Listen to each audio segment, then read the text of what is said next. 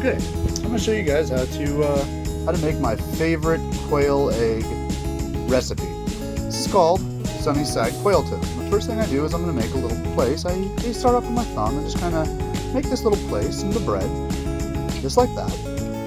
See? And pat it down. I'm going to go ahead and use my 2 fingers from my other hand to just pat it down. I'm going to make a few of those little places in the bread, just like this. See? Just kind of make a circle, make a little bowl. See, that's what I'm doing there. I'm making a little bowl in the bread. And I'm going to make 3 little bowls. See? Just like this, I just kind of pat them down. And then I use my 2 fingers from the other hand and pat them down. Just nice and gently.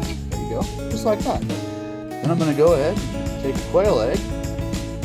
And I like to use these quail egg scissors. Just like that. See? Pour it right in. Now when you use the quail egg scissors, you want to kind of be careful because you can kind of miss, so make sure you get it. And when I use the quail egg scissors, I like to give the egg a little twist. So I'll be real careful, make sure I get the point in, and then give it a twist, just like that. Pour it in. Yep, there we go.